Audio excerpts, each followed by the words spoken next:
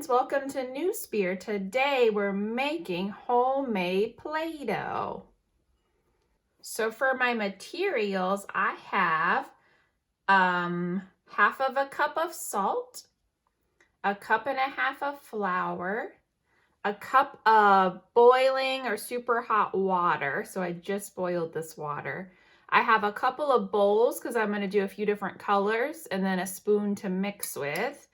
I have 2 tablespoons oil, 2 teaspoons cream of tartar, and then I have my food coloring and 1 large bowl to mix the main Play-Doh in.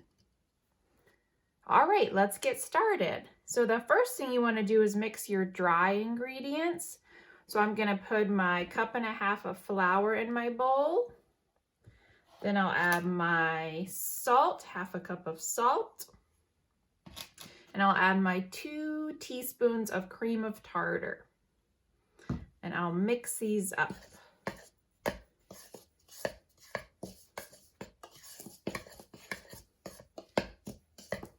Okay, next I'm going to add my cup of boiling or super hot water and my 2 tablespoons of oil.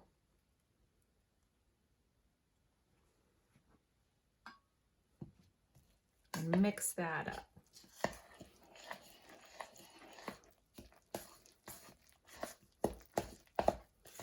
And if you notice that your Play-Doh seems a little bit too wet, you can add more flour. If you think it seems a little bit too dry, you can add a little bit more oil or some more warm or hot water.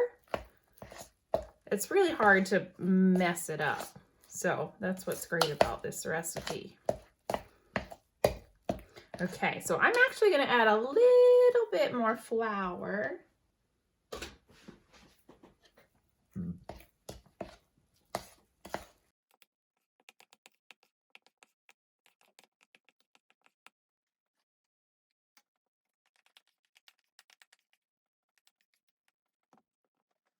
Okay, so now I've got it mixed up real good, and I want to put some color in it. So I'm going to make a few different colors. That's why I have a couple different bowls. So let me move my bowls over here.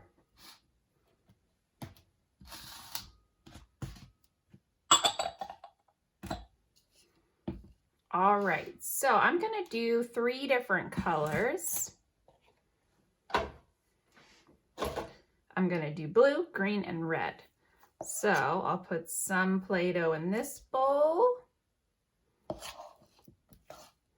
some Play-Doh in this bowl, split it up into thirds. All right, that looks good. And so now I'm going to add some color. So this can be my blue. And a little bit should go a long way with these food colorings and the Play-Doh. And warning, so there's food coloring. I'm going to use my hands to mix it into my Play-Doh, and it's going to kind of get on my hands and stain a little bit, but it definitely washes off after a few washes. But just if you're doing it with your kiddos, if you want to maybe just have them use a spoon to mix so they don't get it on their hands, or wear gloves. Okay, so now I'm going to mix the red. This might end up being like a pink Play-Doh, and that's fine with me too.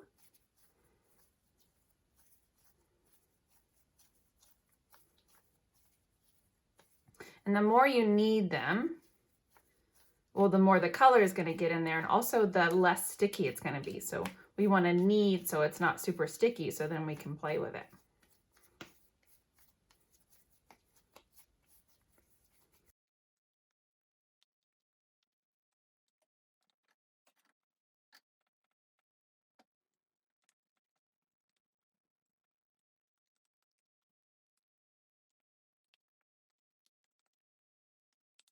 Okay, so here's my pink Play-Doh. Now I'm going to mix up my green.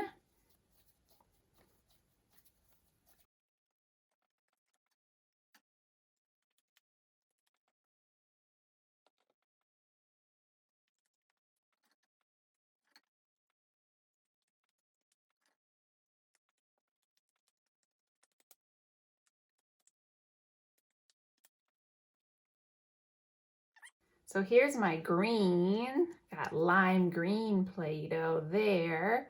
And last, I'm going to mix up my blue.